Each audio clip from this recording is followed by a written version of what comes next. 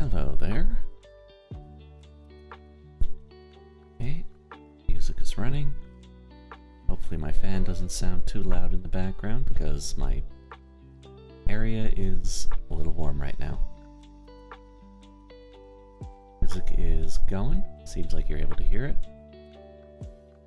Everything looks to be streaming normal.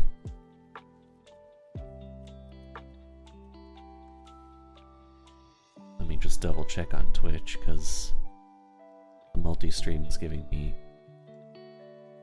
weird vibes, weird signals. But no, it appears to be working just fine. Okay. Good. We can get in. Yeah, so today I felt a little weird, a little funky. I've been thinking about doing this stream for a while now. It wasn't necessarily going to be a late night stream, but it's late night, and I wanted to stream. And what better late night than Friday night?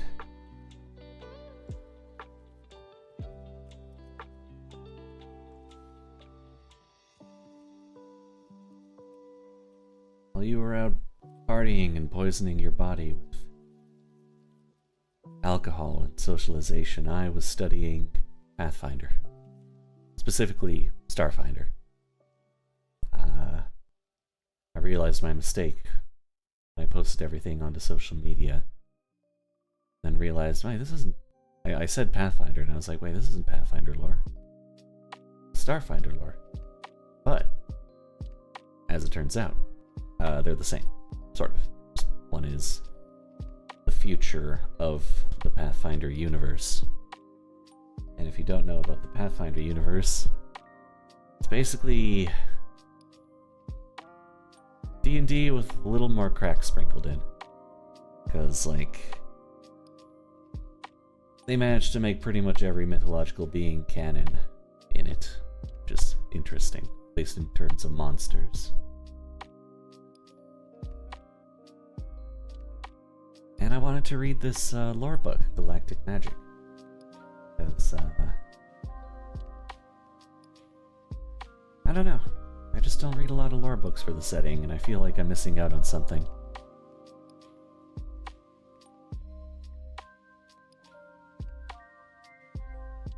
This here is the Pact World system, which is where the main stuff happens in the setting. It's kind of where the good guys all live, although some of them are very questionably good guys.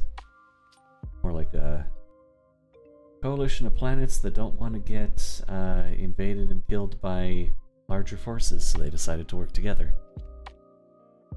It's kind of interesting to me. And Pathfinder planet, Galarian, where all the Pathfinder stuff happened, used to exist in the solar system, but now it doesn't anymore. Why is that? We don't know. So there's this thing called the Gap that basically erased all memory of the past, like, hard to say how long, but like 20 to 30,000 years, probably.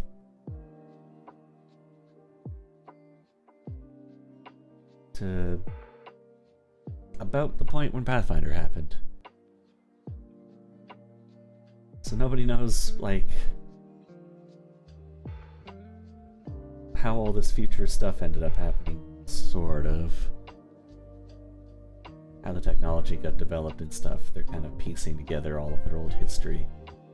And everyone's very confused and disoriented by it, but it happened like 300, 400 years ago, or maybe more.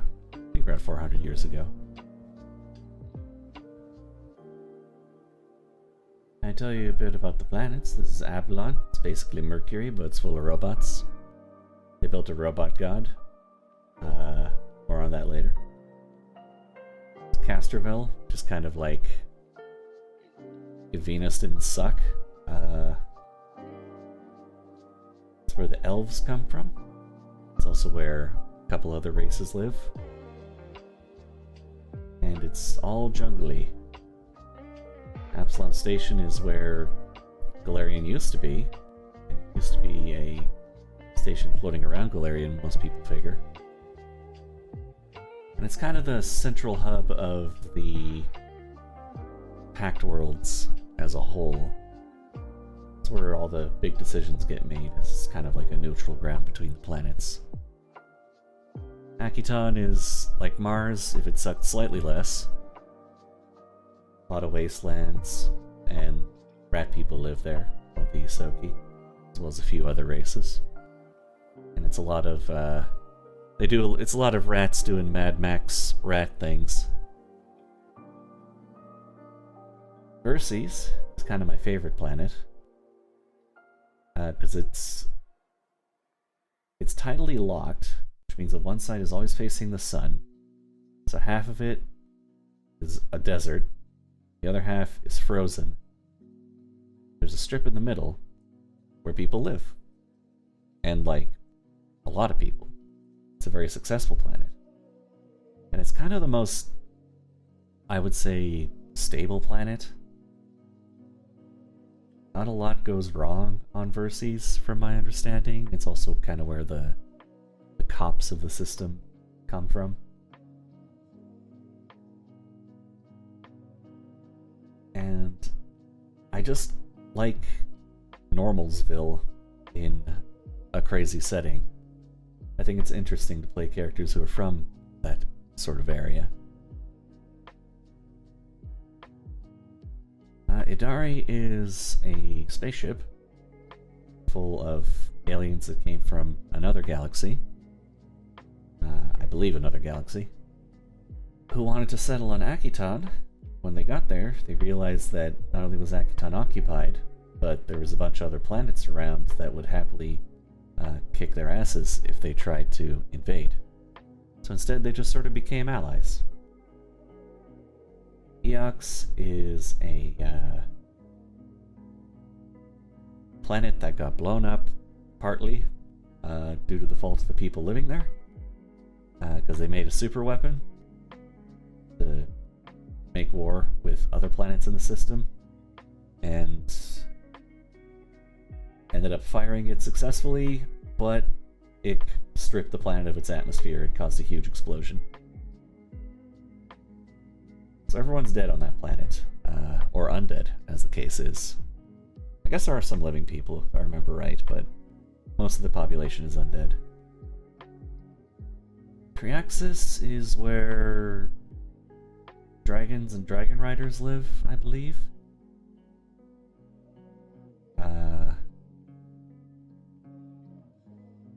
They're like, they kind of look like elves, but they're fuzzy sometimes.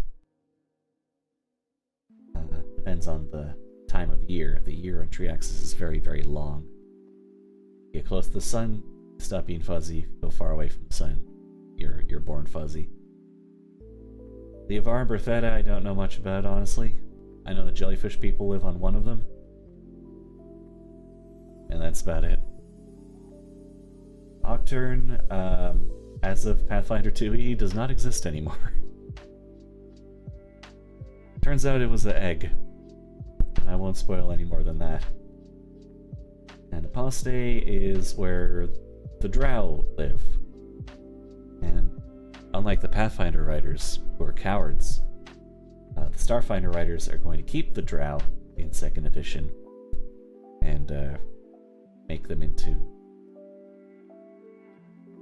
just a different kind of elf. Like, I think they're called Void Elves. They wanted to keep the Drow lore, they didn't want to just disappear them.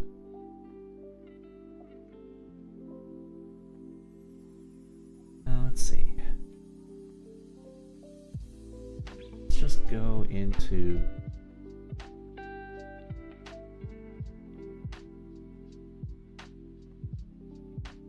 I don't think I'll go into all the different god pages, but I will, I guess, start by reading in the Faith section. And then read the Magical Galaxy. And then we'll see where we go from there. That's page 94.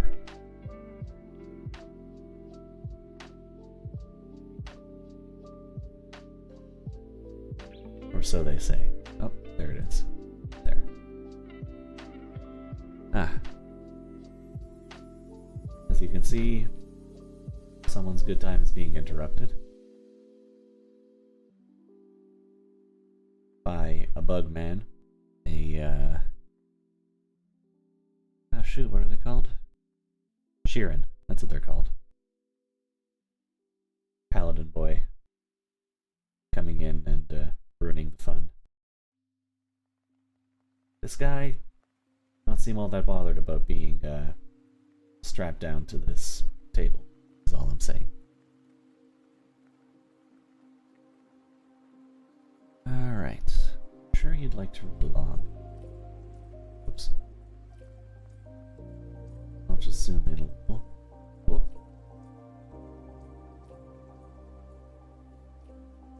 Let's see. Faith in the universe. So all the gods from Pathfinder, or at least most of them, are still around in Starfinder. And they've had to adapt to the changing times, which I find interesting. I find it interesting having just like whole pantheons of gods still kicking around, but a little less relevant than they used to be. Just because there aren't really cleric classes anymore, or like faith-based classes. Magic just kind of gets folded into magic, basically. Arcane, divine, psychic. It doesn't really matter where your magic comes from in terms of gameplay. Let's see. Galaxy's faiths manifest in countless forms, from tiny cults to interplanetary religions with billions of followers. Although deities almost never intervene directly and dramatically in mortal affairs, their influence and inspiration are very much alive in lay worshippers and devoted priests alike. Faith is alive throughout the galaxy, whether it is used for good or ill. Okay. I didn't know I could do that. The question of faith is one that's preoccupied intelligent beings since ancient times. Which deities to follow, best to express one's veneration, whether to rely on the deities at all, or instead to focus solely on matters of the material plane. Priests, philosophers, and scholars have debated these issues with words and, too often, bloodshed. However, a few question deities' existence, for although gods rarely take direct action in mortal matters, they are far from absent. Few question, I should say, not a few. Pretty much no one questions it, because the gods are like literally doing stuff all the time. On occasion, they grant blessings to their most devout followers, or curse those who especially displease them. Though always with some care, the deities maintain an informal, porous truce, discouraging wanton divine intervention, lest escalating miracles destabilize the multiverse.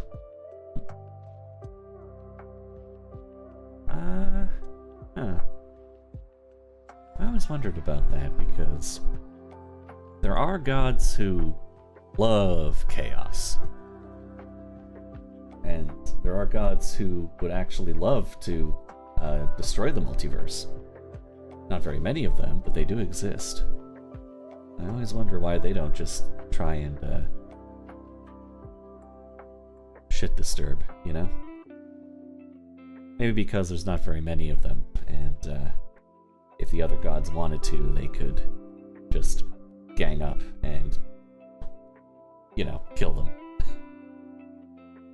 Like, stop ruining everything. You can be the god of the apocalypse, but you can't be directly causing the apocalypse. Sort of idea.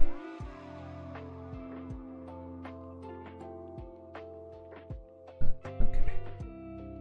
Though deities influence and guide their followers, ultimately mortals must make their own decisions in matters of faith. Most Pact World's inhabitants are familiar with the major deities, such as Abadar.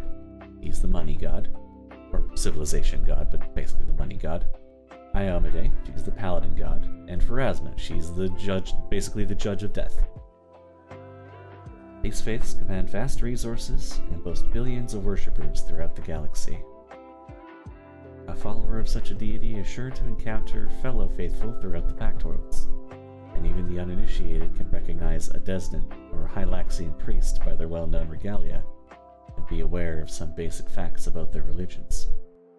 Hylax is the lawful good god of, like, insect aliens, basically.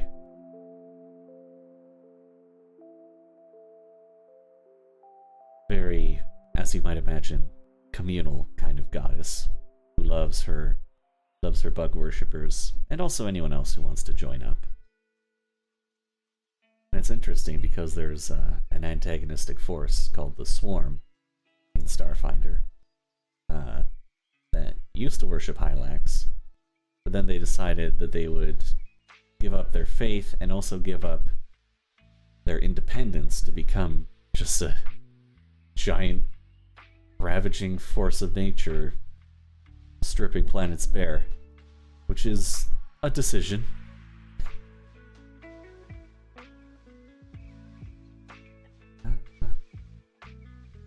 Curious minds may be intrigued by less famous patrons.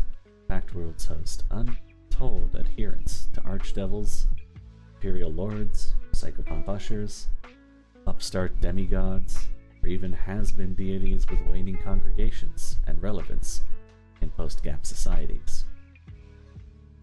Others prefer philosophical movements with little reliance on deities, such as the prophecies of Callistrade or Sangpachi, seeking meaning and self-improvement through ideas rather than faith. I don't know what Sangpachi is, but I believe prophecies of Callistrade is literally worshipping capitalism, kind of. Just make money. What qualifies as a major deity can vary by region. Beyond the Pact Worlds, local pantheon rosters often depend less on a deity's relative power and more on their relevance to a society's history and values, sometimes with demigods revered as all-powerful beings, and deities like Pharasma relegated to footnotes or forgotten altogether. Wild. Guess that makes sense, though. Thus, an area's religion can prove as pernicious or fragile as any ecosystem, base of species. A people's religion might enter crisis when exposed to other powerful deities, just as readily as their own faiths might inspire upheaval introduced to other worlds. As a result, the system's explorers and wardens, such as the Starfinder Society, stewards for the Pact Worlds, often approach unfamiliar faiths cautiously. That said, most systems aren't ignorant of other faiths, and newly contacted societies often know of popular gods by other names, or through unfamiliar representations. Society and individual perspective shape a person's interpretation of faith. Congregations are internally diverse, worshippers sometimes disagreeing on anything from trivial elements to substantive issues like the religion's central tenets. Sufficiently stubborn or significant division can fragment a faith, creating independent splinter sects. And the Pact Worlds host many of these, such as the Forgiven, the Serenite sect that seeks to do the greatest evils to later earn the greatest redemptions. And the Last Lorekeepers believe each living being an aspect of Nyarlathotep, and that the multiverse will only know truth when only one aspect remains alive. Like, you mean like kill everyone except one person? This makes me wonder, though, because it always seems pretty clear, at least in Pathfinder, like when a god is not happy with a splinter faith. And Forgiven doesn't seem like something that Sarenrae would be in with. You know, being like, I'm gonna commit evil so that I can be redeemed. That doesn't seem like the Sarenrae is like basically Jesus, or it's like, you know, forgiveness and mercy and healing, that sort of thing. You know, being chill. But also, later on, you know, unrepentant evil, you know, gotta be dealt with, so also has the fire domain. Well, alright. Some faiths permit such splinter sects to exist, while others mercilessly hunt down and eliminate those they view as heretics. The degree of one's faith, too, is highly individualized. Casual worshippers who attend major religious festivals and make only desperately opportunistic prayers, for those devoted enough to take formal vows as a priest or other religious leader. Read this. Meaning of faith. At its best, faith inspires people to great heights. At its worst, it spurs them to acts of terrible evil. It is our task to use faith to help those in need and to shine a light where there is none. When the most sinister hearts can be redeemed, they are truly sincere about atoning. An outstretched hand, at the right time, will be the difference between salvation and soul lost to evil forever. See, that's Sarenrae. As you can see, it's a priest of Sarenrae saying that. Shared faith is one thread in a united community, providing stories to connect us, principles to live by, and communal values that organize our society. Our neighbor needs aid, lawbreakers must be punished, feel disconnected or lonely, our faith can motivate us to action. To exist is to question, by drawing on the wisdom of those who came before, not do so alone. Priest of Talavet. I don't know Talavet. Must be one of the new ones. Week will tell you that faith protects the innocent, which is, of course, Balderdash, a convenient fiction woven by those who divide the world into good and evil to soothe their own consciences. A proper faith defines one's place in the universe, provides codified rules of behavior and thought, grants the structure that mortals desperately need, yet, like a child throwing a tantrum, so often resist. Priest of Asmodeus. Yeah, that's Asmodeus for you. Though, so Asmodeus is basically the evil lawyer god. He's, the big devil. The big devil man.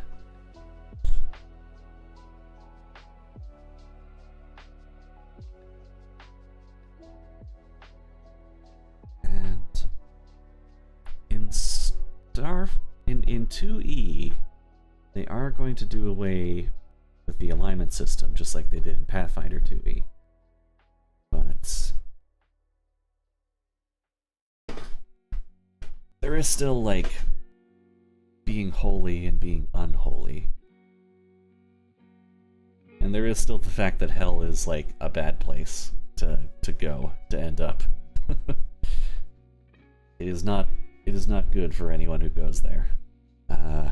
Unless, of course, they're willing to, you know, endure the torments of hell for the sake of Lord Asmodeus. You gotta be a real Kool-Aid drinker for that one.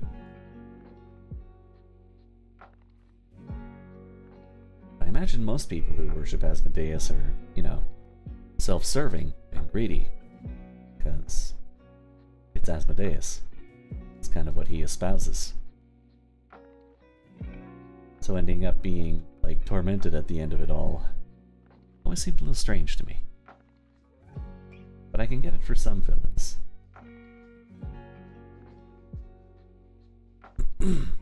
Anyway, while mystics are most commonly priests, that's sort of the... yeah, that's sort of the cleric-y class, but not quite a cleric, because they could be other things. Attributing their mystical connections to their divine patron, anyone can conceivably become such a leader. It would not be unusual to see a soldier priest of Iomedae, biohacker priest of Oras, or an operative priest of Callistria. I don't know Oras. Callistria is the... how to put this? The goddess of... oh, hang on. Oh, no, never mind. Goddess of, well, there's vengeance, and there's elves. Those are two of the things. And also, like, wine and prostitutes. But don't mess with her, because, you know, the vengeance part. And also, she'll get wasps to sting your dick. It's not a good time. Not everyone chooses to follow a religion or philosophy. Oh yeah, and soldiers are, you know, the fighter type. Biohackers are one of the weird classes. And operatives are kind of like rogues, but they can do sniper rifle stuff.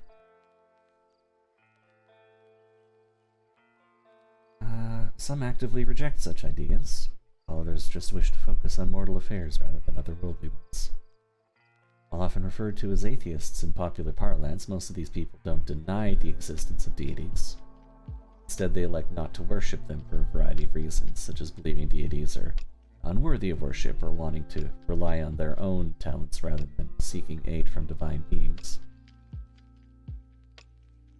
Some of these non-faithful despise the very idea of religion. More often, they're simply indifferent to it, perfectly willing to coexist, as long as their own beliefs aren't disparaged. With the advances of science and technology, some believe that deities are less necessary than in the past. That's kind of what I said. And that mortal affairs are best left for mortals to determine. This school of thought often persists, or posits, pardon me, that divine beings cannot understand the experiences of mortals. That it is better to take matters into one's own hands rather than beseech an entity who may or may not even consider your concerns important. Even the faithful, after all, cannot just sit back and wait for their deity to fix all their problems for them. Still, the attraction of belonging to a faithful community remains strong, and the concept of religion is at no risk of dying out. In addition to the benefits of granting a built-in community, giving one a sense of purpose and being a part of a wider cause and providing assurance of one's destination in the afterlife, deities remain an active force in the universe.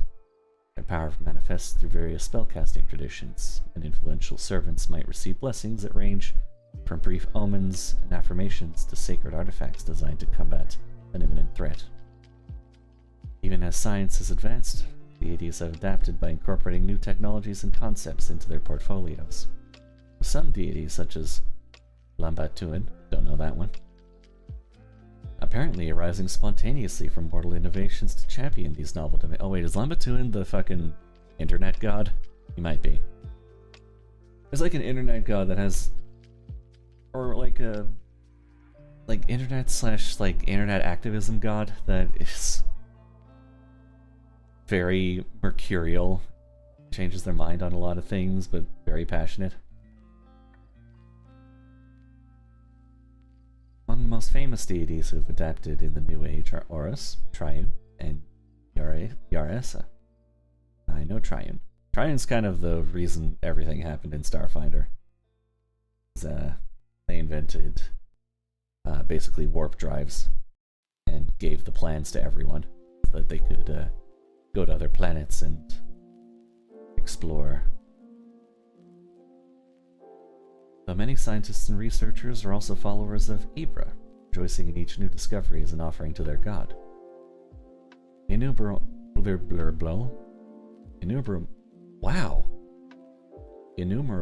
lesser-known deities and demigods also focus on more specific aspects of such topics, such as with many other elements of the universe.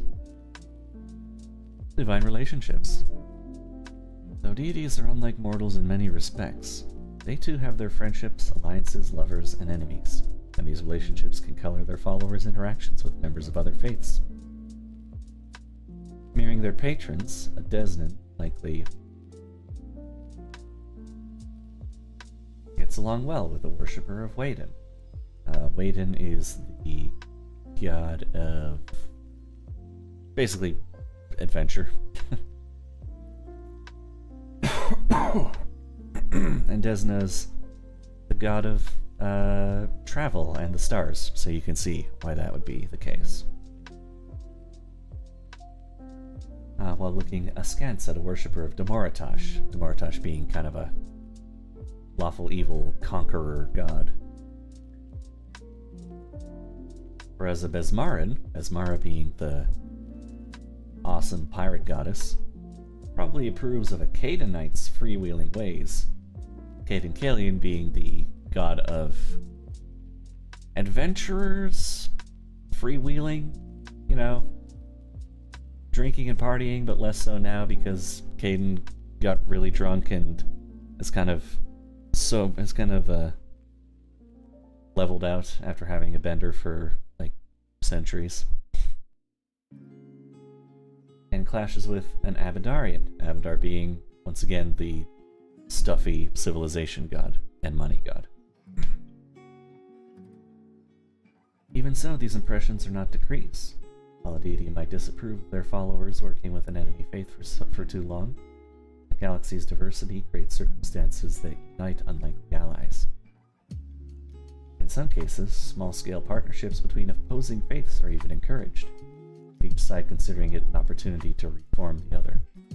Yep, does happen. Meanwhile, the gods maintain a complex web of relationships too vast to fully enumerate.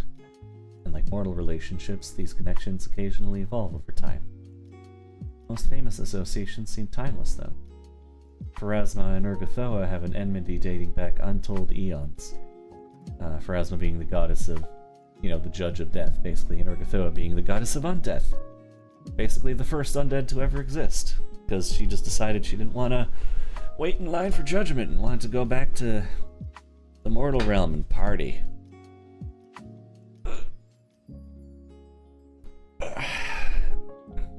Big stretch.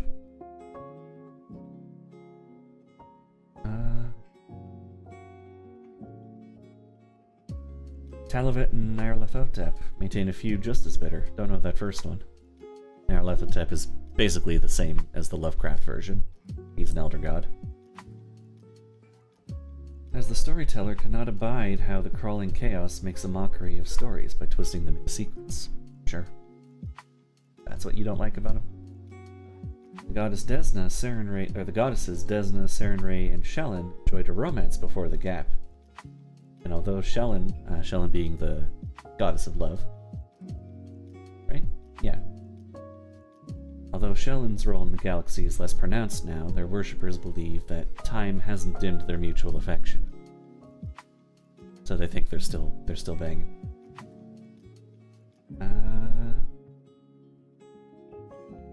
While the deities endeavor to keep their feuds and alliances from spilling directly into the material plane for fear of overstepping the bounds of their influence over mortals, a worshipper typically tracks and mirrors their patron's current enemies and allies.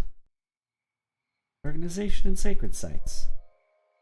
Organization varies dramatically between religions, from highly structured institutions like Abadar Corp, which is basically Walmart, run by, figurehead run by the god Abadar, and the Church of Iomedae, to faiths where priests largely operate individually without an established hierarchy, like those of Besmara, or many of the eldest. The eldest are the Fae, the Archfae. As a general trend, more populous faiths tend to develop greater structure or better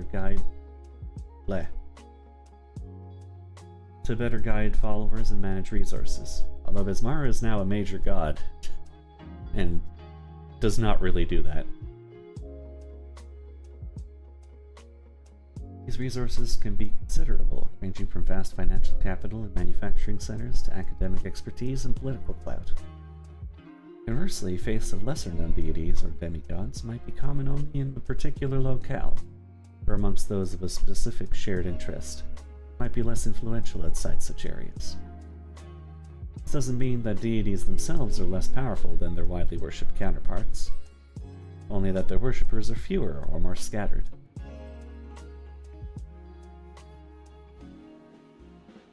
A deity's interests likewise shape their sacred sites.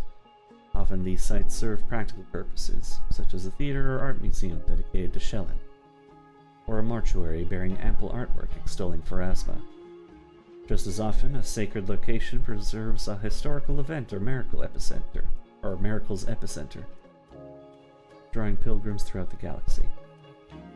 These places often empower the faithful's magic, giving the impression that any prayers made there are more likely to reach and be heeded by the deity. As drift travel, which is warp drives, basically, it's kind of like the warp from Warhammer 40k, but way, way less dangerous.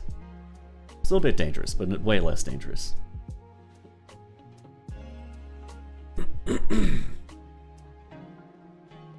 As drift travel connects far-flung societies, a side effect of pilgrimage is that religious scholars are learning so much more about their patrons, discovering places where each deity performed extraordinary acts, or issued profound declarations unknown to huge swaths of the greater faith. Characters of faith. When playing a devout character, it helps to coordinate with your fellow... Okay, that's just sort of... That's not really lore, is it?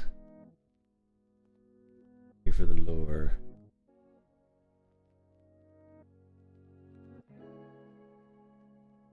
Divine variants?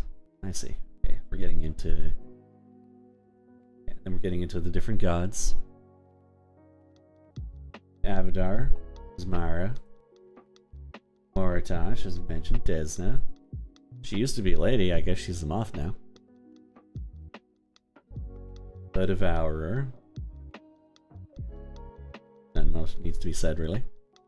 Eloratu is the neutral god of history, magic, and secrets. History, magic, and secrets.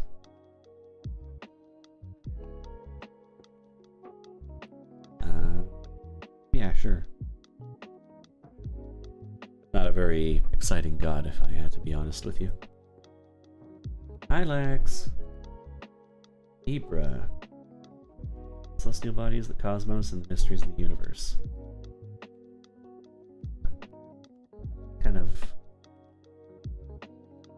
Kind of like rubbing up against Desna's whole thing. Well, I guess she also has dreams and luck and travelers. This guy's more about mysteries. Iomedae, still being Iomedae, the paladin god.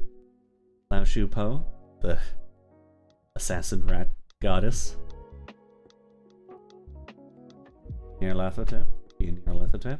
Horus, god of adaptation, evolution, and natural selection. Oh, he looks kind of cool. Not gonna lie. I get it. He's yeah, big evolution god. Pharasma, Judge Death, Sarenrae, Talavet, community, self-reliance, and tradition. Yeah, kind of boring. I get that you can make a character that's pretty fun with that one.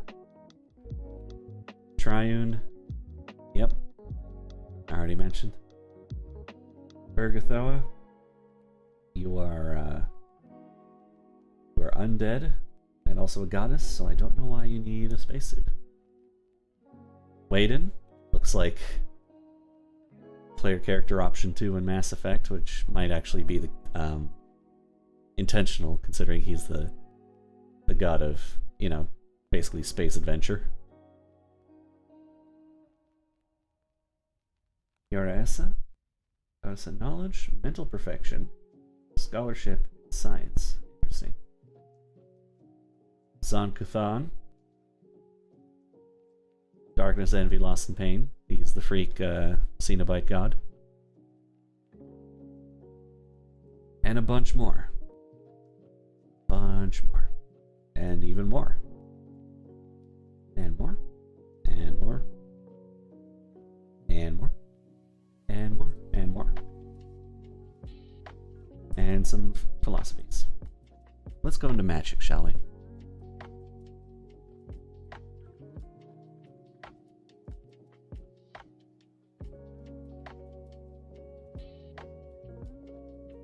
Magic can be measured, manipulated, predicted, or else it never could have been integrated with technology. Even so, individuals and cultures perceive magic in wildly different ways, and many incantations and phenomena remain associated with myth, antiquity, physical impossibilities, and secrets perhaps better left alone. short, despite being integrated into everyday society, magic remains magical. Magical progress. This is more what I was interested in. I mean, it is called galactic magic after all. I wanted to learn more about how magic do in future society. Scholars of magic describe cultures as moving through distinct phases of magical practice: idiosyncrasy, apprenticeship, formalization, popularization. Though like everything else with magic, there are many exceptions. Through idiosyncrasy, culture first experiments with magic as each individual learns magic on their own through trial and error.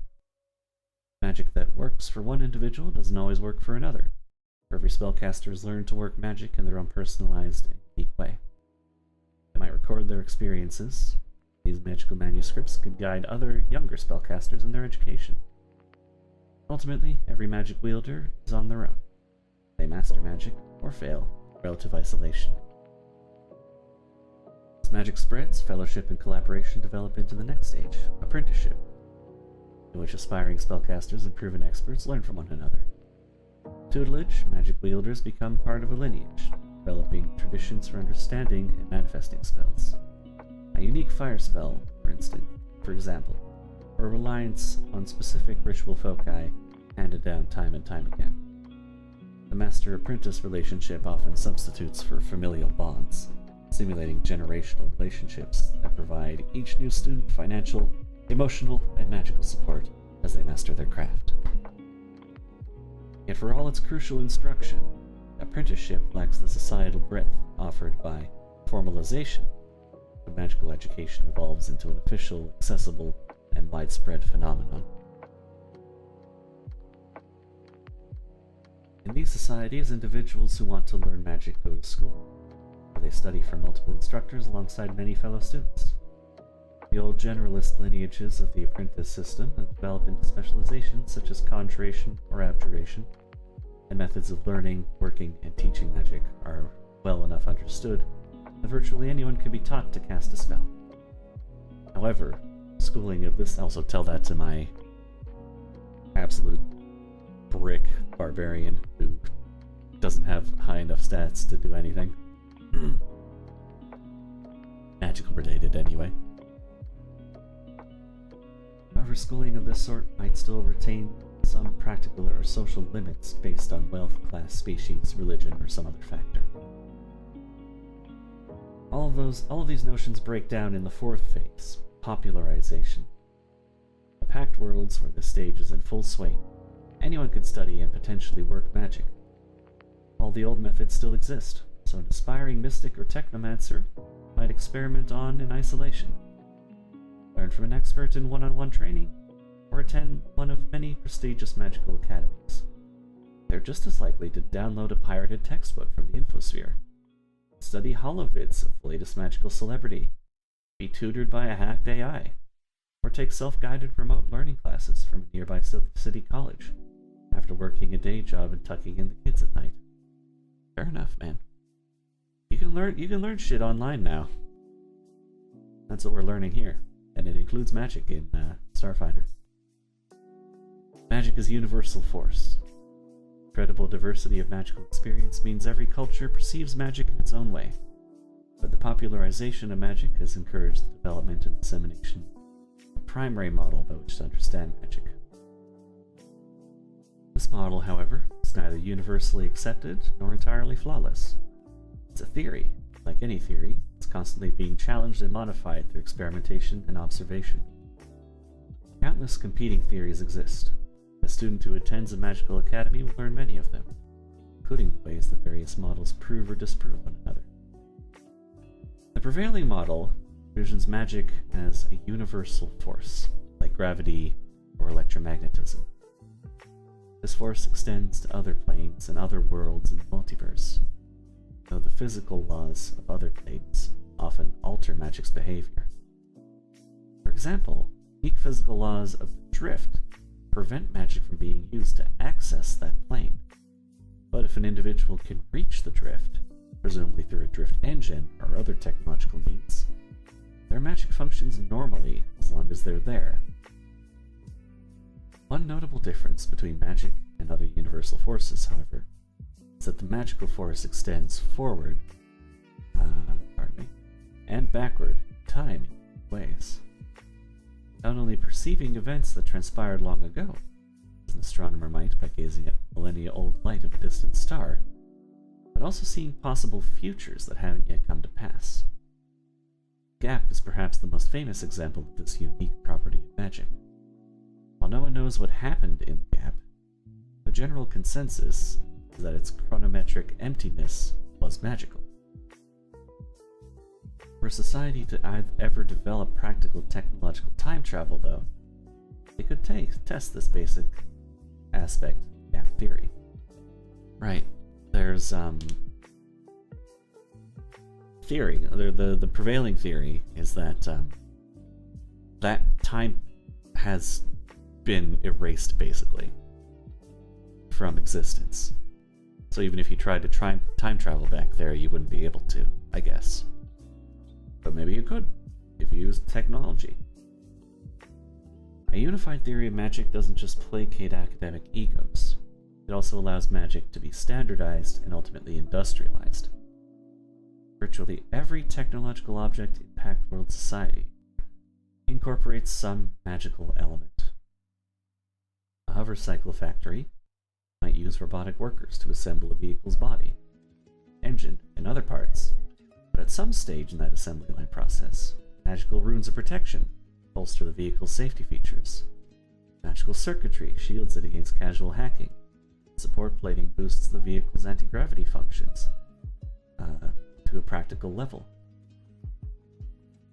A spellcaster might install these directly, but just as often the process is automated, performed by hybrid tech robots capable of eldritch manufacturing minutiae.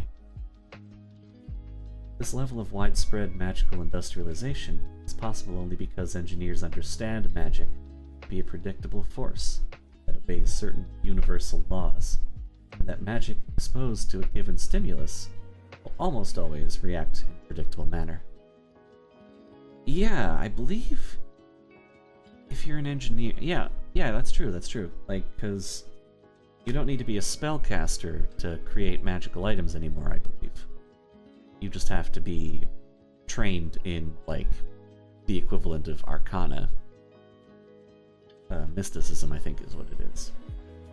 Like, when I was playing, my engineer character, he was, making technological items left, right, and center, but eventually I wanted to make some hybrid magical items. Like, magic and technology hybrid items. But, well, I should say but, because the only thing that I needed was some ranks in mysticism. Steve did not have to be a spellcaster.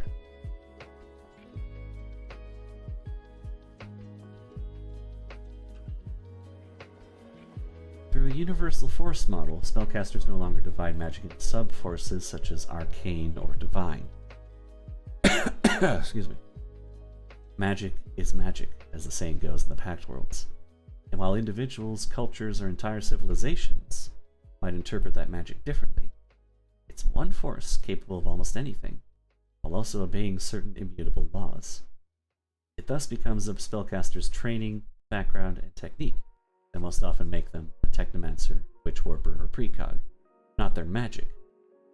These practices are each conducive to specific types of spells. Yeah, witch warpers are... what are they? They're basically like reality manipulators. They kind of are able to tap into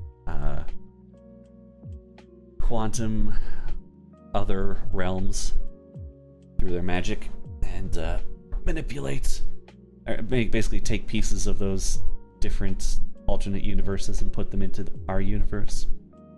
So like, they want to set someone on fire, they just take a universe where the area that person's standing is on fire, and they shift it in. Whereas precogs kind of are, they're precognition. They look into the future. For an imperfect analogy, imagine the multiverse's background magical radiation, a calm, clear river. Each spellcaster taps into this energy in different ways. To a technomancer, this river acts as a giant battery. They can channel through or redirect with devices, much like an archaic industrialist might exploit a water wheel or dam. For a mystic, figurative water's movement isn't important, but rather its conductivity.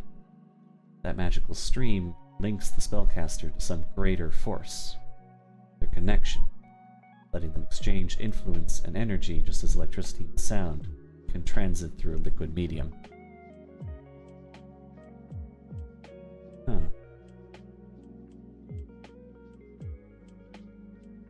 Trying to wrap my head around that one.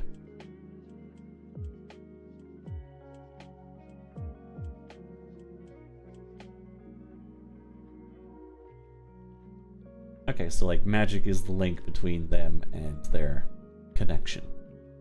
You know, like the god that they worship or whatever their thing happens to be. And it's through that connection they shape spells. As the river flows and others move through it, the water stirs and ripples. Precog intuitively reads these movements to understand what created the disturbance and predicts its path.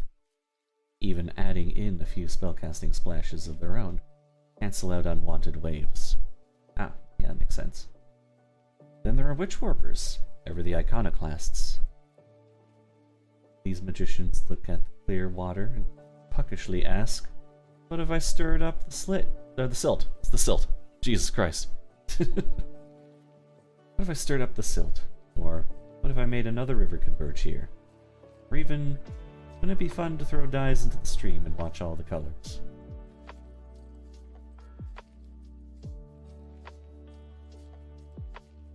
Yeah, I guess that is kind of their thing. They, like, add shit from other universes into that universe via their magic, I guess.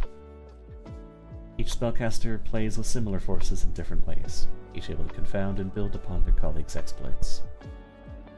This understanding of magic as a universal force also enables spellcasters to transcend the need for spoken incantations, elaborate ritual gestures, and the use of most physical objects when casting spells, the so-called components of ancient pre-Gap cultures. Of course, many spellcasters still use such phrases, gestures, or material components when casting spells, but evidence suggests these casting aids are affectations, stubborn habits, or methods for improving focus, and not strictly necessary. That's going against Pathfinder and D&D, because you need your spell components in order to cast certain things.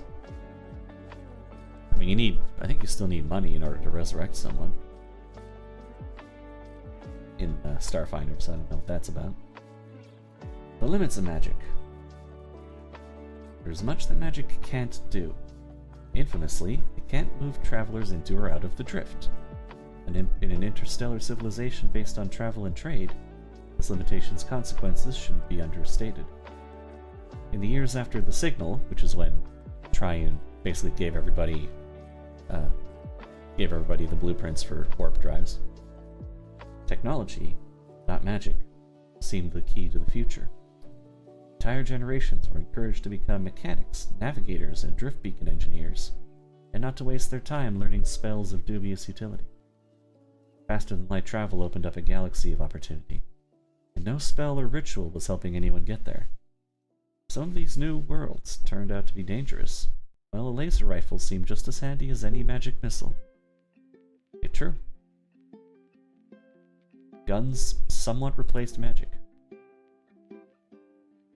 In the 3 centuries since the Signal, technology has become more ubiquitous than magic. But then again, you know, you don't have to buy a magic missile. To buy a good gun, it costs money. In many ways, this development isn't surprising. After all, a personal comm is cheaper and easier than learning a message spell. And even a glamorous spell like flight is easily duplicated by jetpacks available to everyone. But did it have to be this way? ongoing debate rages over the impact of this shift toward technology and away from magic, a shift apparently driven by simple economics. Most people rely on technology far more than they use magic. This is because... but is that because magic is inferior? Or does magic only seem inferior because fewer people study it? The discovery of high magic cultures, such as where enchanted communication devices substitute for personal comms, illustrates that the imbalance between technology and magic in the Pact Worlds is a societal choice, not a universal constant. Magic remains the go-to solution for many effects technology can't easily replace. Serums enable supernatural and instantaneous healing surpassing medical tech. Weapon fusions channel eldritch effects difficult to emulate with mere science. And serums of sex shift and similar tonics have helped countless Pact World citizens live their true identities. However, serums and weapon fusions are popular exceptions to the rule. Most magic items are uncommon treasures. Magical staves are rare except among traditionalist magical professionals, and most people have never seen a magic wand, considering them archaeological relics best suited to a museum. Not in 1E they weren't, they were super useful. A magical career. A child growing up in the Pact Worlds who expresses an interest in learning magic often encounters some resistance from parents, teachers, or others older mentors. They're encouraged to enter a more reliable or safe field instead, like drift engineering or augmentation surgery, influenced by the soft post-gap bias toward technological fields. Families with one or more members who already have magical experience are generally more supportive. Popularization of magic means finding a group of like-minded technomancers or witch warpers is only an infosphere away. Many individuals don't so much choose magic as they're chosen by it. Precogs are notorious for getting glimpses of the future even as children, and more than one witch warper discovered their powers when they accidentally saw or even traveled to a parallel world. Other magic wielders are born into social or family groups. Pursuit of magic is assumed, especially common among inherently magical species, like the Drow, or among social groups with a strong mystical connection, such as Kasatha and Solarians. Are they magic? I guess they're kind of magic. Solarians, I mean? Like, they're basically Jedi, but they use, like, sun stuff. Like sun karate. In short, there are as many ways for an individual to start on a magical path as there are spellcasters themselves. Everyday magical phenomena and pervasive representation in pop culture ensure that any young magician is spoiled for choice in identifying a magical career. Celebrities flaunt arcane entertainment, psychic detectives saturate the media zeitgeist. Oh god, excuse me. That's not chill at all. Eldritch researchers operate in every level of academia and industry. Even outwardly mundane businesses have need of arcane IT professionals. These career paths, combined with the myriad magical studies available, shape the ways new spellcasters seek an education. Witch warpers are infamously social creatures who find it easy to build a network of friends and mentors, whereas precogs have a reputation for introspection and isolation, derived from the strain or trauma their anchor inflicts, at least until their abilities attract a corporation, military, or government recruiter. Technomancers are most likely to attend some sort of organized center of higher learning, such as a science academy or technical school. No magical institution receives quite so much mixed respect and superstition as mystics. Widely considered the oldest magical practice, mystics' arts draw from a vast array of pre-gap traditions that have intersected and shared techniques so extensively that most mystics' spellcasting incorporates insights from dozens of cultures and faiths. This shared magical vocabulary unites them just as much as their one true similarity, their connection to some external force that fuels their magic, be that a deity, an ancestral memory, an elemental plane, or the galaxy's figurative heartbeat. In many circles, this venerable spellcasting lineage earns even young mystics social gravity, as if they were revered elders or divine disciples, even when their magic doesn't stem from a god. In the same way, mystics sometimes receive condescension due to their magic's old-fashioned mystique, as if its practitioners were incapable of comprehending or adapting to the technological modern era. I wouldn't mess with someone who could shoot fire at me, even if I had a laser gun. The archetypal technomancer, in contrast, is obsessed with innovation and the new, product of high-tech training and comfortable in two worlds. Technomancer is a trendy nerd, a universe where nerds are cool. Ain't that the dream? Like the mystic, they're so common as to seem ubiquitous. That's a nasty little thing. What's this got to do with magic? Technomancy and its sundry wait, hang on. Like the mystic. Okay. Technomancy and its sundry subdisciplines is considered a good job, not always glamorous. Every business needs IT work, but that work is often repetitive and dull. The uncertainty and caution ordinary people display around other spellcasters, see the Magician in Society on page 143, is less of an obstacle for technomancers who are similarly more relatable, normal in civilians' eyes. The same civilians are more likely to assume the technomancer can solve any problem with a few strokes on the keyboard. Mystics, witch-warpers, and other magic-using individuals can hold technomancers with some disdain, perceiving them as sellouts, who left the path of dedicated magic to seek acceptance and the quick fix. Technomancers often wave this attitude off as envious resentment. It kind of is. Of all the magical careers, that of the witch-warper is perhaps least understood. Technology might be perceived as just technology with fancy special effects, or technomancy, pardon me. And any family has probably known the local mystic for generations. The idea of infinite parallel realities is far removed from day-to-day life. This perception could leave witch-warpers as an ostracized subculture, considered suspicious and dangerous. Yet just by nature of their charm and unflappable self-assurance, witch-warpers often rise to leadership positions, while building social networks that accept them and reinforce their often larger-than-life views. I don't know, does that feel like a universal thing for witch-warp? I don't see why that would be universal. There isn't a scientific or mystical consensus yet regarding parallel worlds. No one doubts they exist, since witch-warpers would be total frauds without them. At the same time, no one can agree on how prevalent these worlds are, and how different they are from real space.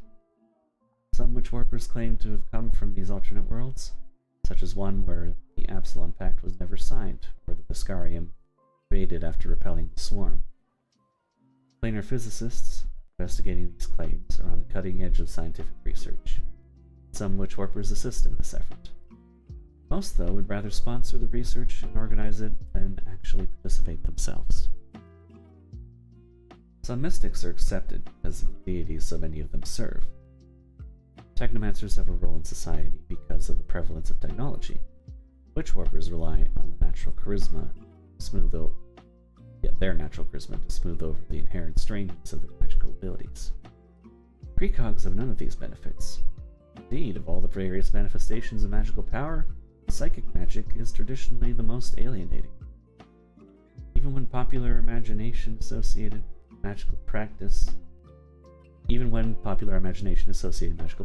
with strange incantations and waving of hands, a psychic could use their powers with nothing but a hard stare. That made them anonymous, wolf in sheep's clothing, looking unnoticed among ordinary people. Whatever the case, precogs are most likely to be distrusted by those who find the idea of a predestined future either personally insulting or more than a little frightening. Inhabitants of the Pact worlds don't take kindly to the idea that their choices aren't under their control or don't matter, that someone else might know their future. Precogs tend to suffer from trauma related to their anger, visions of a looming apocalypse, missing time in the gap, or something equally damaging, leaving them personally isolated and pitied by other magic-using individuals who never had to make the kind of trade-off only precogs understand. I mean, yeah, but it's kind of useful to be able to see the future. I can see them having a place in society. Or even see the past. You know, they could be detectives and shit. The magician in society. A magician wields a specialized, dangerous, and mysterious skill. Perception of spellcasters varies widely from culture to culture. It isn't unusual for a student of magic to have their career dismissed as a waste of time. Their mastery of skills easily replicated by technology that's cheap, safe, and reliable. Simultaneously, spellcasters are unpredictable wildcards. Sure, that Technomancer's energy ray is no more dangerous than Azimuth's laser pistol, but a laser pistol is still plenty dangerous. Only a fool would assume an energy ray is the limit of that Technomancer's ability. An individual who demonstrates skill with magic is, in public perception, capable of just about anything, which makes them dangerous. For these reasons, spellcasters customarily don't use their magic around strangers without warning, or without asking permission. It isn't unusual to see no magic signs in public space, out of consideration for public safety, because spellcasting could upset local enchantments, akin to lighting a fire near a fuel depot. That's worth considering. With some jurisdictions issuing spellcasting permits to tested and responsible magicians. Likewise, it's perfectly legal for private businesses to restrict the use of magic on the premises, just as they might limit the presence or use of firearms or vehicles. Laws typically account for magical offenses, such as treating mental manipulation with equivalent severity to physical assault. Those same laws also provide liberal self-defense allowances for spellcasting. In practice, a player character is unlikely to seriously violate local laws by finishing fights that others unwisely start, as long as the PC's retaliation doesn't threaten bystanders, substantially harm property, or trigger some other destruction. Understandably, such laws trains spellcasters both to be cautious with their talents and to recognize that a hint of magic can yield considerable social results.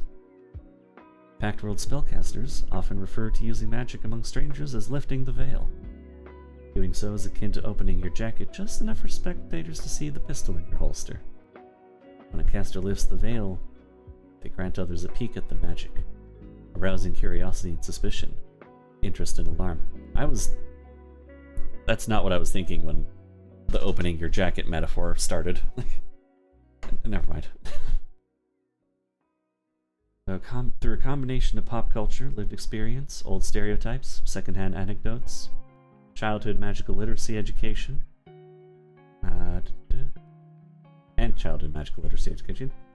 most civilians know the basic facts about magic as well as enough common myths to be nuisances. Technomancer hoping to earn respect with the magical display might instead attract bystanders wanting free hardware advice. Desperate of queries of, is there a mystic on board? In a medical emergency plays on assumptions about magical healing, though such presumptions are hardly universal. Yeah, you don't have to be a healer when you're a mystic. Many spellcasters resent the sudden responsibility of being a bystander's on-call miracle machine. They can face discrimination from people who assume they should have been able to do more. Circumstances shape every magical interaction. Among kith and kin, a spellcaster can practice freely. In an emergency, courtesy and custom go out the nearest airlock. Ultimately, a spellcaster's power carries extraordinary responsibility. Magic institutions. Myriad institutions train students in magic from generalist studies to standardized training for specific work. Some schools focus on magical philosophy, others integrate theory of magic with practical instruction. A few other purely pragmatic training. A few offer purely pragmatic training, divorced from ideology. Pact Worlds, some institutions boast system-wide certification, but the ability to use magic is often proof enough of a successful education.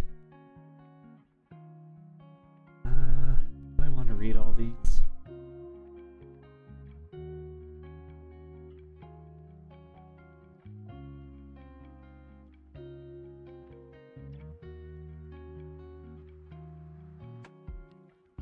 I feel like this is not interesting enough. Specific locations. Is the Magambia still kicking around? seem not. Though maybe it's,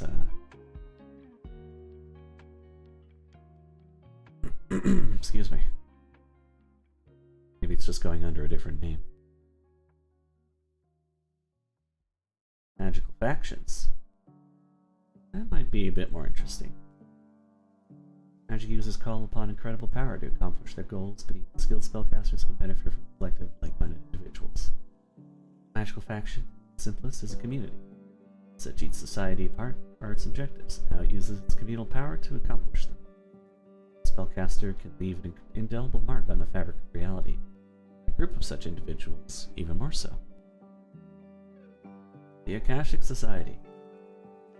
The Akashic Society values all knowledge in the multiverse and wants that knowledge laid bare for all who need it. Although many members are mystics with the Akashic connection, including the Society's lead scholar and spokesperson, Ilna Kashisha, the Maya mystic. This collective welcomes all sorts of free information activists, including precog scholars, witchwarper explorers, and hacker technomancers. Society holdings include eclectic libraries that facilitate physical and psychic research, as well as expert guidance to the public for various fields. Society members have an endless hunger for knowledge, a desire to defeat ignorance, and a willingness to go outside the traditional means to do both. This relentless drive to catalog, record, and disseminate information stems from horror at the losses of the gap. To forestall another such event, Society keeps massive records, with redundant backups in multiple locations, including extra-dimensional spaces. This effort may seem futile, since the Akashic Record itself gives little insight into the gap, and the damage it caused to the galaxy's knowledge base, but a massive decentralized repository of learning has merits beyond the hope that motivates some Society members. A significant subset of the Society's members are information anarchists, although the mainstream face disavows such actors. Society has been implicated in multiple high-profile thefts or attempted thefts of data, art, and other cultural items. Such heists are typically bloodless and involve duplicating originals and leaving them behind. It's not really a theft then, is it? In some cases, data subsequently appears on various infosphere sites, changing legal cases, calling conspiracy theories and superstitions, and disseminating secrets such as patents to the public. Detectives assigned to these cases have uncovered a pattern interspersed in these raids. As apparent, Society raids steal magical formulas, hybrid materials research, and hybrid shielding technology, including psychic shielding. Chatter on deep infosphere sites suggests the building of an extraplanar psychic vault capable of enduring another gap. Good luck with that. Bicameralists. Began as an offshoot order of Solarian monasticism, has become far stronger. Dozens of monks, mostly Solarians, spent years in meditation with magical and technological channels connecting, pondering the balance of creation and dissolution. Pushing beyond the boundaries of ethics and ritual magic, oh, that's always a good sign. This group either made some profound discovery or experienced an unknown mishap, and it broke them. Their minds merged into the hegemon, a unified consciousness bent on attaining long-sought balance, executed through the obedient bodies of founding disciples. The raw power of this union created two distinct chambers of thought with group mind. One chamber espouses the entropy and dissolution that leads to creation and growth. The other embraces preservation and order as the way forward. Only one chamber takes the fore in the hegemon at a time, during which time the order works to execute that chamber's vision of galactic harmony. It's crazy. However, the dominant and suppressed chambers seem unaware of what each other is thinking. When control swaps to a different chamber, it scrambles to identify and avert whatever plans its counterpart set in motion. Chambers recently became aware of each other's existence, and now they work to hide their projects from each other, to achieve and preserve their oft contradictory agendas. The hegemon controls dozens of acolytes whose minds all contribute to the collective consciousness, receiving stimuli and issuing commands at instantaneous speeds across the galaxy. Though the Overmind sees the acolytes' basic needs, the bodies are slowly dying from age and attrition, driving a need for new recruits. The bicameralists include many free-willed members in their order, and the majority seek the unified mind's wisdom in understanding Solarian philosophies and magical arts through its dualistic enlightenment. The brightest sometimes attain supernatural epiphanies. Skeptics posit these disciples commune too deeply with the hegemon and accidentally become incorporated into its psyche. The Eldritch Games League. Several companies in the Pact Worlds bring magical competition, sports, and entertainment to the masses. Few are as influential and economically powerful as the Eldritch Games League, also known as EGL or the Eagle. The Eagle. Inspiring its phoenix-like logo. The EGL is a media and merchandising conglomerate that scours the galaxy for exciting magical sports events and competitions to bring to viewers. League Scouts periodically lurk in obscure world sports arenas to identify new magical sports, often hiring whole communities of established athletes to compete under years-long contracts with the EGL label. The League owns various properties popular in the Pact Worlds and beyond. The Chimerical Fighting Championship, over-the-top wrestling mixed with illusion, broadcasts from Chroma on the Burning Archipelago. That's the sun, by the way. Summoner Showdown, part reality show and part battle royale with conjured beasts. Transmits from Castrovel and Triaxis. Bagthar's Tower is a unique team play escape room and adventure simulator that uses myriad Pact World sites. Spell Bowl is a knockoff of the popular Brutaris sport, played with magic, hybrid tech, and magically augmented playing arenas. Wonder how that works. For all its explosive action and spectacle, EGL prides itself on keeping its participants safe. EGL Charter doesn't allow the League to have interests in blood sports or prurient entertainment, and most EGL events have standards for ensuring clean fun, accessibility for viewers of all ages. In part, this policy is a marketing angle to sell tickets, spin-off entertainment, and merchandise to as wide an audience as possible. But it has its roots in the vision of the League's original founders, who wanted to depict magic as appealing and safe. EGL is a public corporation responsible in part to shareholders. Through the years, board members have argued that eschewing violent and lascivious content runs counter to fiduciary responsibility. As EGL eyes the lucrative Vescaria markets, the pressure for violent content escalates, even as the company adheres to its founding values, at least for now. Essential Magics. A leading magic placement firm, the Essential Magics serves as a freelance spellcaster networking service, offering an array of industrial, medical, military, and scientific contractors with magical skills. A publicly traded company, Essential Magics spends an impressive share of its revenue on advertising throughout the Pact Worlds and several other systems. It also takes a larger agency percentage from its employees than other firms, although Essential Magics pays its staff and charges clients a premium. Essential Magics started as a private military firm, emphasizing magical combat, counterintelligence, and defense, competing with other mercenary companies. EM contractors worked extensively during the Silent War. Was it Silent War? I don't know what that was. Though the company now de-emphasizes its earlier activity to distance itself from alleged and unresolved war crimes attributed to the EM mercs on Vescarian soil.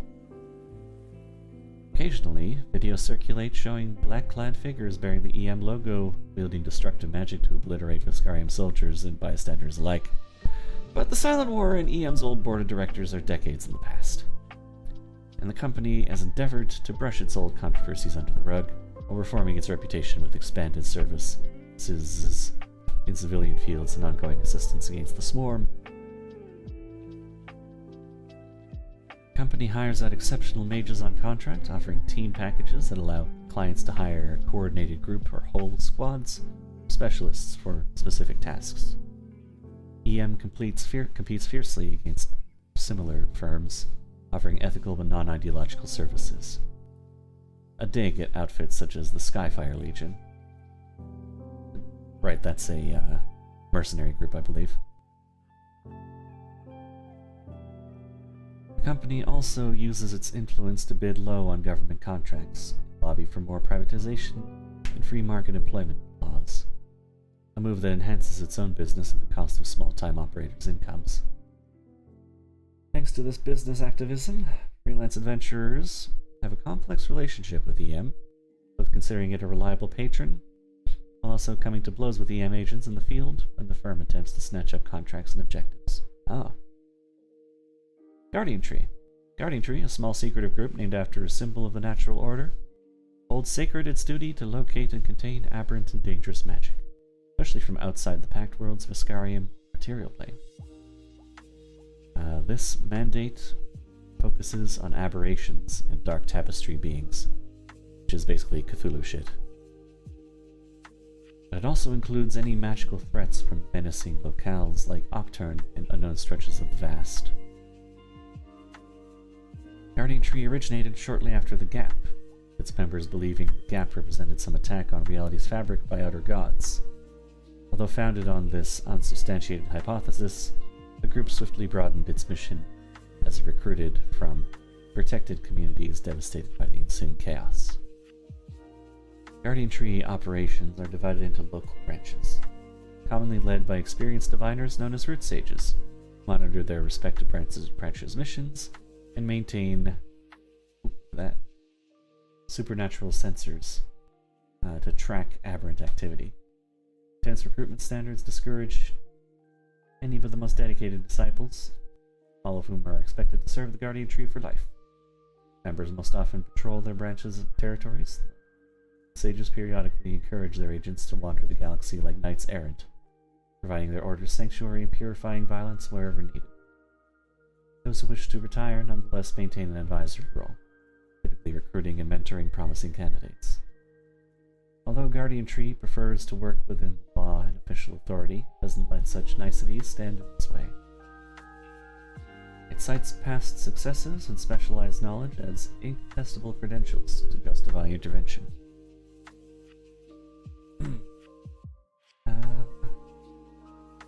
Yep, okay.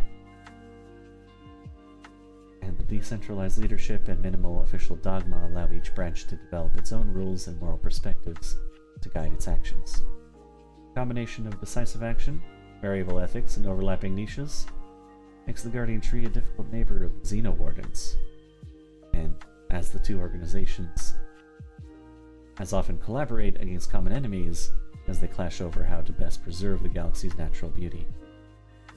Too often, the Guardian Tree advocates absolute destruction for compromised environments rather than risking some abominations spread. Why am I bouncing around? By taking more targeted action. Why am I bouncing around? Why? Why is that happening?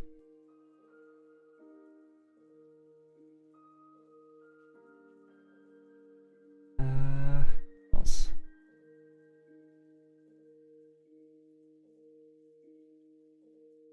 Wars protect the black natural order.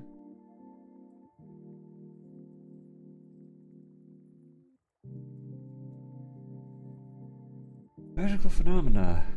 Okay. Can look into that. My jaw's feeling a bit tight, though.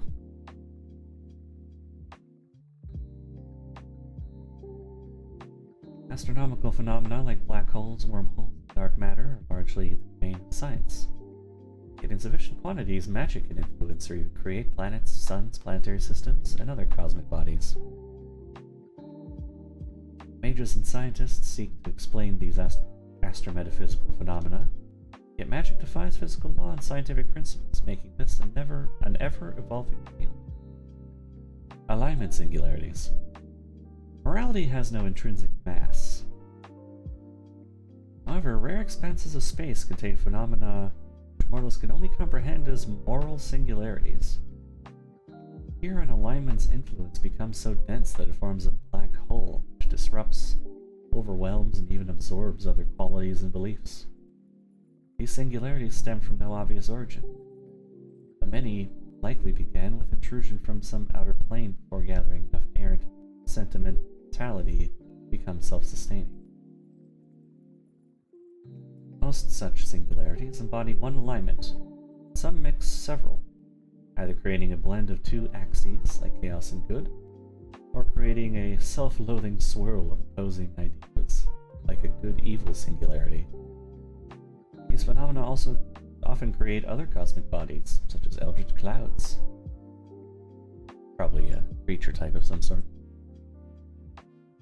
Detecting these disturbances often requires a combination of magical and technological sensors, which puts crews without a magic officer at a disadvantage. Otherwise, singularity might be detected only through its effect on a starship's crew, as the phenomenon draws its corresponding ethos to the surface of nearby creatures. This effect mounts until the creatures reach the event horizon, where those who skirt that edge often experience one of two results. Sometimes the creature's alignments irrevocably shift to match the singularity, leading them to emerge as die-hard adherents. Equally often, the phenomenon tears its corresponding aligned essence from the affected creatures, leaving behind traumatized survivors whose new alignments represent the singularity's opposite. That's messed up. This way, a good aligned singularity might feast on mortals' goodwill, expelling only sadistic creatures who could no longer comprehend kindness, while some evil singularities drain the cruelty from even the most cold-hearted scoundrel. Those who fully cross the event horizon almost always die, their matter transformed by the overwhelming ethical mass into raw, philosophical particles. Law. When approaching a law singularity, crew members feel themselves driven to fill their roles, get along, and obey rules, even unspoken ones. Things get cleaned, put in order, and repaired to standards. The first sign of something amiss comes when even the unruliest crew members start playing by the rules. As effects increase, repetitive or obsessive behaviors begin to emerge, and innovation decreases. As the event horizon of law nears, objects shift into axiomatic forms, conforming to conceptual ideals without changing function. Across the event horizon, cold order takes hold, manifested as homogeneous subatomic soup. Homogeneous or homogeneous? I don't actually know. Also, I think this whole section might not exist after 2nd edition, what with them doing away with alignments. Maybe something silly, maybe other, like, moral horizons might exist later on. Chaos. At the edges, chaos singularities cause a disintegration of order, including pranks, assertion of personal preferences, a subtle twisting of orders. This situation can easily devolve into divisiveness, rebellion, and selfishness. As the event horizon approaches, disorder and whim reign. Hygiene fades, devices fail, and materials corrode as the laws of physics become whimsically malleable. Crossing the event horizon causes the breakdown of all relationships, followed by the disintegration of matter into a tempest of particles. Good. Moving toward a black hole of goodness is characterized by progressively selfless acts for increasingly trivial affairs. Those who realize a problem exists have little trouble acting for everyone's benefit. As the event horizon approaches, the crew becomes paralyzed with blissful altruism, each refusing to burden others with their troubles. That's hilarious. Objects develop pleasant luminescence and seem to function with a reflexive helpfulness, although dangerous technologies like weapons might prove less lethal, or inflict pleasant outcomes when operated. Across the event horizon, everything bursts into radiance that becomes only a harmonious vibration. Evil! Growing selfishness and cruelty mark the edge of an evil singularity. As aberrant behavior starts passively, such as a desire to get the better of others, gain status, or hoard resources, along with refusal to accept responsibility. This malevolence grows into enjoying the suffering of others and unprovoked violence. The hue of objects takes on a grim aspect, as they gain harmful properties such as sharper surfaces, or features with no purpose other than to cause harm. At the event horizon, matter often stretches into cold darkness. It disintegrates in dissonant tones before snuffing out. Neutral. Neutral singularities can be the most dangerous. Their proximity infuses sentient beings with apathy. The process starts with disinterest and grows into passivity. Color fades from the environment, and objects slowly grow dull and difficult to distinguish. Indifference in the crew gives way to lethargy and finally torpor. Crossing the event horizon traps all matter, energy, and consciousness in stasis. Typically freed only if the singularity encounters another mass of aligned energy that can shake the millennia of frozen beings from their sleep. Cool. So it doesn't kill you, it just freezes you. And also it's like depression. Drift thinning. Armadas often link starships and travel drift as a group, ensuring the fleet arrives together for maximum impact. Such mass jumps or arrivals can leave regions of scarred space in a phenomenon called drift thinning, which can spread from the initial damage to cover a vast region. The damage heals over time, shrinking from the outer reaches inward. To the senses, drift thinning manifests as off-white, ephemeral threads that phase in and out of the area, creating a faint visual static, whereas sensors detect drift thinning as an electromagnetic effect. In some cases, drift thinning inhibits drift travel or causes drift engines to break, as if the plane itself could sense something wrong and bars access. In lesser examples, the phenomenon can extend drift travel times into and out of the region, cause starships to exit unexpectedly. Mystics of Triune once petitioned their patron for an explanation of drift thinning, and the All Code's response was simply reported defects, intended effect equals 1. I don't know enough about code to make that out. Eldritch clouds. Extraplanar materials, specifically from elemental planes or energy planes, sometimes leak into outer space on the material plane. These clusters of matter follow the material plane physical laws, forming nebulae or accretion disks in larger quantities. An accretion disk might surround a normal astronomical object and react to its gravity. Other disks or clouds collect around other magical phenomena, such as alignment singularities or planar bubbles floating in the void. Near the outer edge, these clouds give way to interstellar space, but the farther one travels within, the more like another plane the region might become. Some of these are perfectly habitable, the plane's native creatures not knowing they've been relocated. Permanent gates to other planes might exist at Eldritch Cloud centers, with some portals functioning as worm gates. Primal magical energy and matter can also comprise Eldritch Clouds. These areas often contain readily morphic mass that reshapes to suit the will of sapient beings, sometimes even responding to stray emotions and unconscious fancies. As a result, ideas, dreams, nightmares, and random spell effects can manifest in some such regions, including on structures and within starships traveling through such clouds. I like the idea of expanding this kind of magical weirdness into space, basically, into a large-scale, cosmic scale, scaly thing.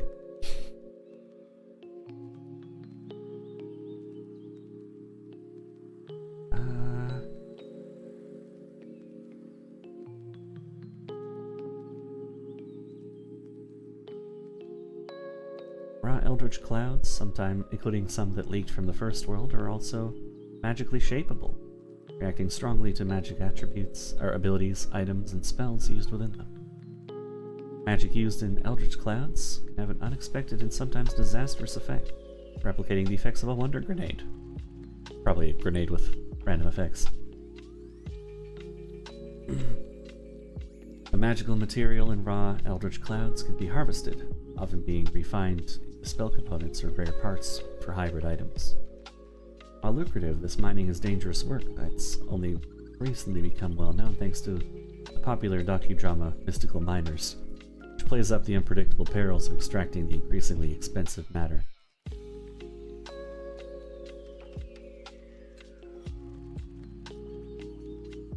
Magic's everywhere, though. Whatever. Intergalactic Void. Travel between galaxies would take such extraordinary time and technology that no substantial and successful forays are well known. Though many explorers have tried and turned back, the experience is often etched into these intrepid souls, leaving them traumatized.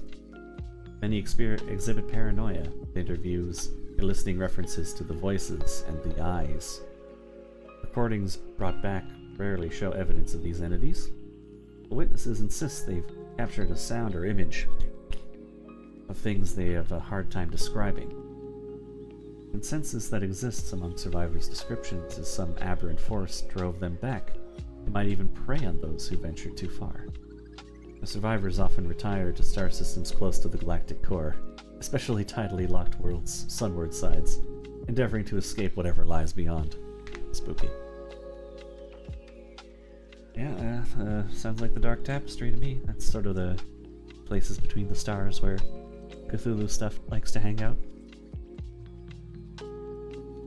Living worlds. Beings the size and shape of other astronomical objects, like planetoids or gas giants, often have magical origins. Evolution rarely applies to such a being. Instead, each has a unique origin rooted in events such as divine intervention, remarkable feats of hybrid macroengineering, or spontaneous formation. Most not knowing their own origins. Some living worlds have only a reactive consciousness, while others are more aware with power that rivals demigods. Archon, a sentient world in the vast, supports flora and fauna that are extensions of its planetary awareness. The planet reacts to the unconscious needs, thoughts, dreams, and desires of its life forms, which can have dire consequences for visitors. Those who mistreat Archon's flora and fauna often perish when the surviving organisms develop new abilities to counteract the mistreatment and seek revenge. Dornola, a rogue world that travels the vast with the drift beacon in tow, is sapient. Stellar motes, like those that accompany Solarians, travel her atmosphere and sustain surface life. Despite lacking sapient life, she understands the nature of the strange, minuscule beings that visit her in their starfaring vessels. She periodically shares telepathic wisdom. She tolerates no injury and can quickly annihilate rude or aggressive creatures through a variety of supernatural powers. You go. Metastars.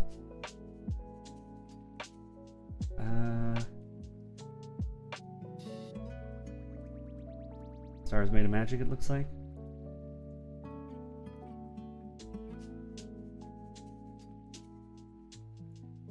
Magic, primal elements, astral material, and similar matter can collapse in this way. Yeah, okay.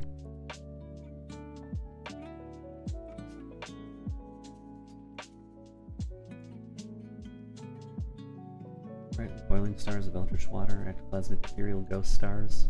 Ghost stars. Astral stars of burning silver mist, and many other variations.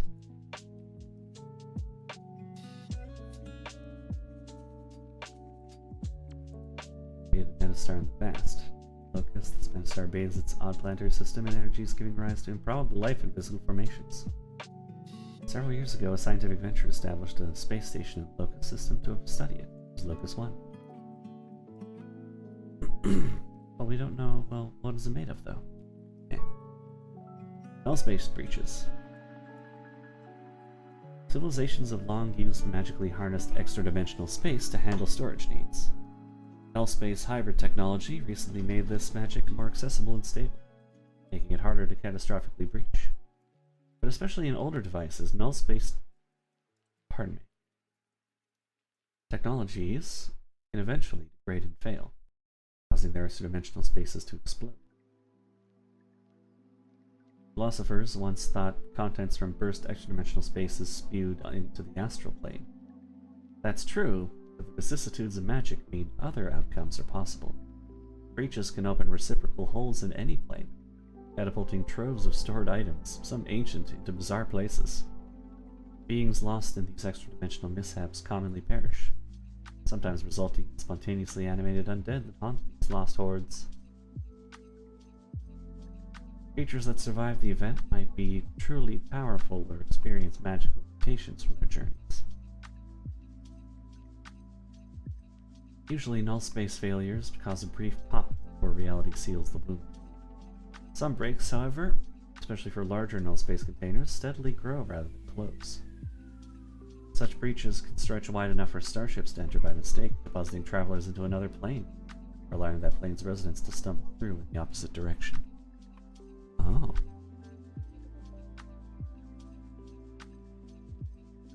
Paranormal travelers. Like comets made of crystallized magic rather than ice, a paranormal traveler is visible as a glowing object that gains a tail in the ionizing solar winds of a star. Paranormal travelers orbit other astronomical objects, bringing waves of psychic resonance or magical energy with them. Some function as permanent phantasmic transitory bursts. Others bathe worlds in magic or specific forms of eldritch energy. A potent paranormal traveler moving close enough to a world can temporarily raise the world's magic level, or change the emotions of everyone there.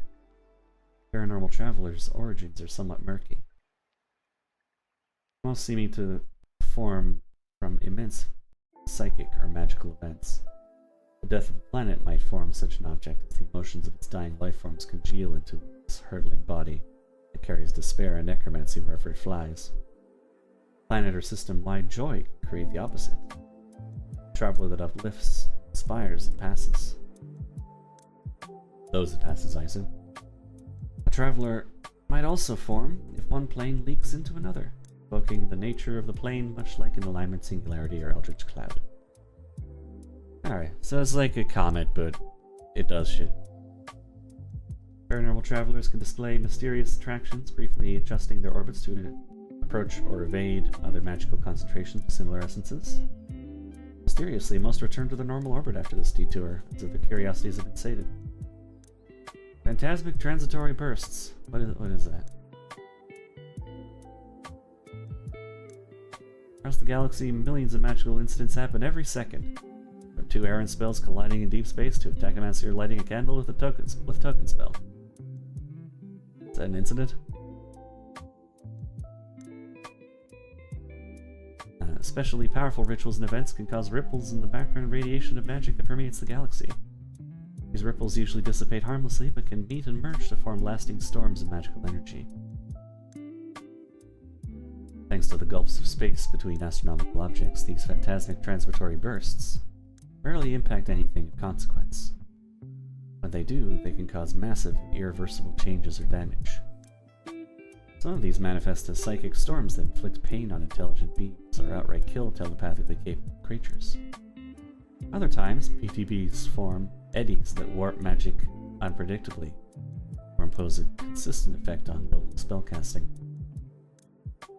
lasting anywhere from minutes to years. The Arcanamirium maintains records of starships, planets, and stars being rendered invisible, asteroids being terraformed by unseen forces, starships teleporting without warning, even the spontaneous disintegration of moons. That'd be bad. One such burst reanimated a city's dead. Another created a region of dead magic in near space. And another still caused active spells to manifest physical bodies, walk around as mindless facsimiles of life. These records show the aftermath of a PTB can be worse than the event, despite the initial effect being temporary. PTBs are easy to spot. They're usually luminous waves. Equally easy to detect with sensors as electromagnetic anomalies, especially with the divinatory aid of a magic officer. These phenomena move quickly and can be large enough that they're hard to avoid once detected. Now, some magically sophisticated civilizations have ritual protections against such errant magic. Growing research has attempted to divert or control PTBs, but these experiments are extremely risky. Okay. So it's kind of a magic...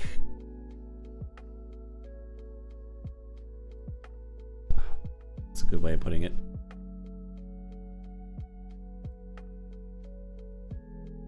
A magical...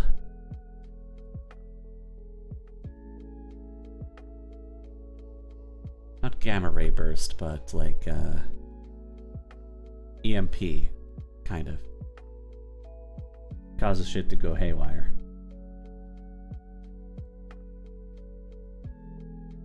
Worm gates. black hole that attaches to other planes. So it's like a wormhole, but it connects two planes instead of two places in space, it looks like. Astral space. Oh, I see. Passing through an astral worm gate is like entering a diffuse planetary atmosphere, except the pilot decides the direction of gravitational pull. Starships can't enter the drift from the astral plane. Any point of interest might be years of conventional thruster travel away from known astral worm gates. You can't enter the drift from the astral plane, huh? I guess you can only enter it from the material plane? Maybe. Psychic storms, or so-called silver squalls, are a threat to space travelers that shields and reinforced hulls do little to mitigate.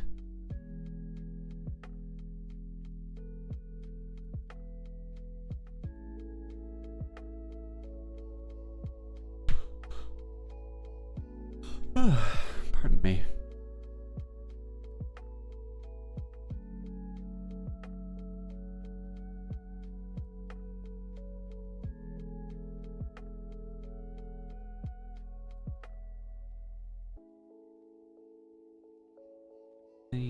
Astral. Putting mindscapes? Is the dimension of dreams on the astral plane? Know that.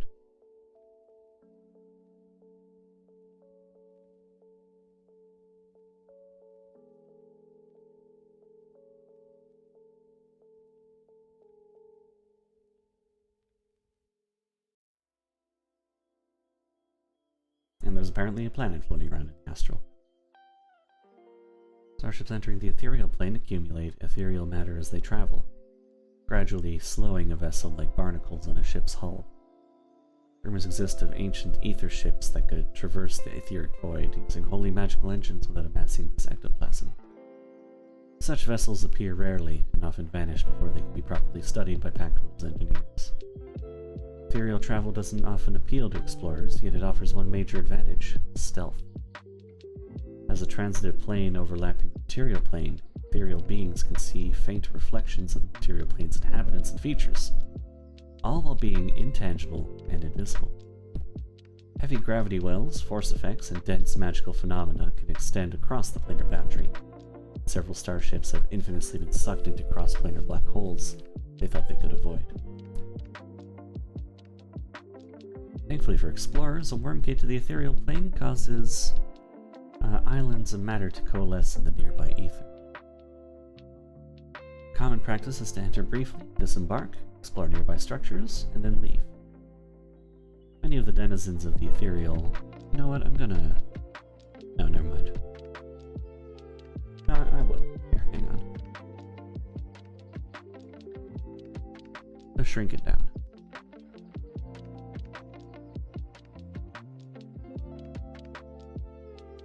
So it's not a completely white screen.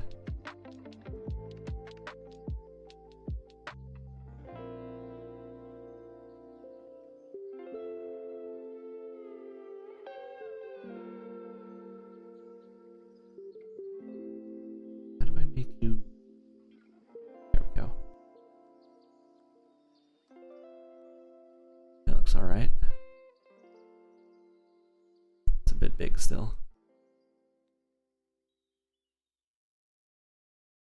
Go in. Go in, you. But now it just doesn't want to move at all. Oh. What? What's going on? There it is.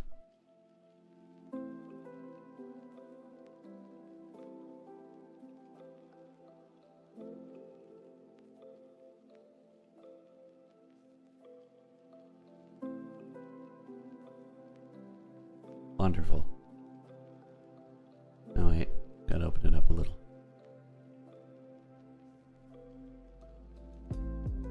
There we go.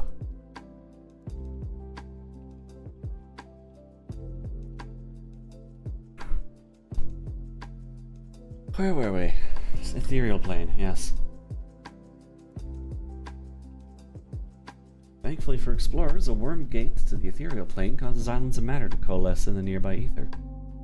Common practice is to enter briefly, disembark, explore nearby structures, and then leave.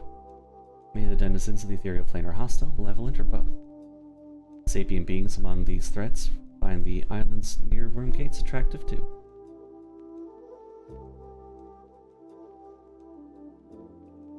Shadow space. The shadow plane is a gloomy mirror of the material plane, containing murky, distorted, or shadowy counterparts of its sister plane's contents. Travel through the shadow plane tends to bend space, allowing for swift passage. The longer trips are far more efficient using a shadow engine. Travel in shadow space is risky, from the will-sapping nebulae to leaks of negative energy called void boils. Oh. And that's the end of that, I suppose.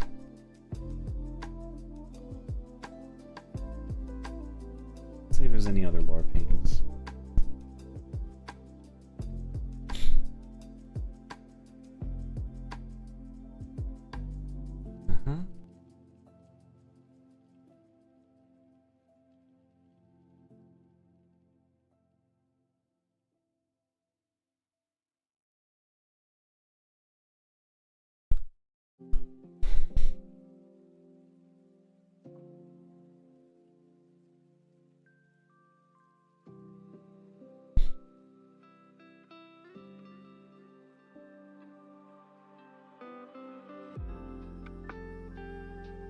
Seems like it is.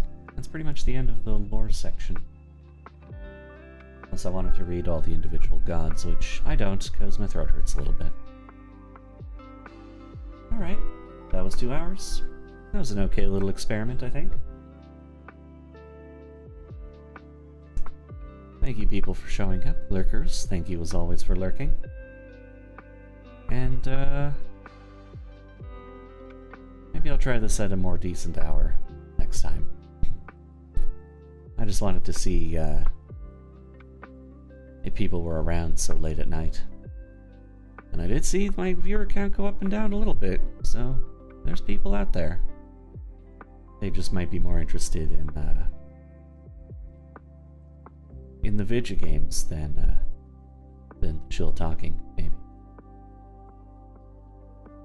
At least those ones were. So,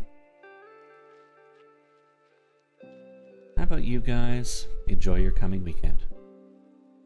And I'll see you sometime next week. Bye!